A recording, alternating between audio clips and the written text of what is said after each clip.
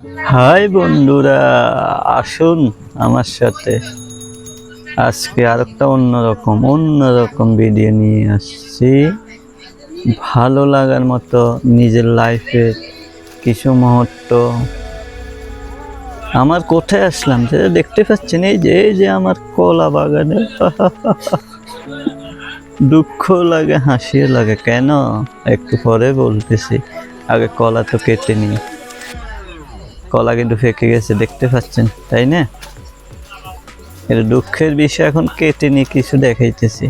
এই যে দেখেন, রাস্তার সাথে গাছ, অথচ মাত্র কলা হয়তো রাত ফাঁকছে, এখন 3-4টা দেখেন চুরি করে নিয়ে গেছে। চোরের জ্বালায় কিচ্ছুই করা যায় না। আমরা যে কোন দেশে আছি, দুঃখ লাগে মাঝে মাঝে। একজনের কলা বলে নিবেন, নেন, সমস্যা নেই। যাই হোক, তারপরও কিছু বলার নাই। আল্লাহ পাকের নেয়ামত, চোরে খাইবে, মানুষে খাইবে, আমরা খামি, এটাই স্বাভাবিক।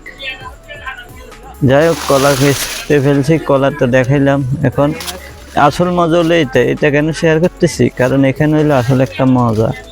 যদি বলেন বলে কি মজা, এই যে আমরা কলা গাছ কাটি, যে ভিতরে যেটা আমরা নোয়াখালী ভাষা আইলে বলে, কার কি ভাষা অবশ্য কমেন্টে জানাবেন।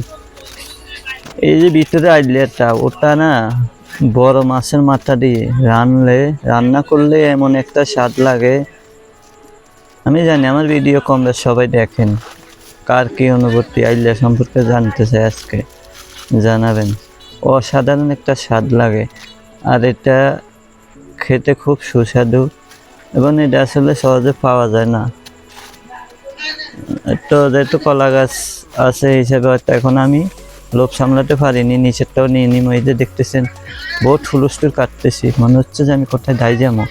এত দোয়াদোয়ি, আসলে এত দোয়াদোয়ি না, ভিডিওটা স্পিড করে দিছি যাতে ভিডিওটা বড় না হয়, আপনারা ধৈর্য হারা না হয়ে যান, এজন্য ছোট করা। কিন্তু কথাগুলো আপনাদেরকে বলতেছি, এগুলা কিন্তু যখন বিদেশে ছিলাম বহুত মিস করছি। এখন দেশে আসি বিদায় দেখতে পাই, খাইতে পাই। আর আমি একটা কথাই বাগানে ভিডিও আমি আরও দিয়েছি, আমি এটা দেওয়ার একটা উৎসাহিত করার জন্য। কেননা এই যে আর সারা কলা দেখতে পাচ্ছেন, এইদিকে কর্ম করলে মিষ্টি খাওয়া যায়। কষ্ট করেছে বিদে আজকে এগুলো পেয়েছে। আচ্ছা, সবশেষে একটা কথা, আল্লাহ হাফেজ, সবাই ভালো থাকবেন।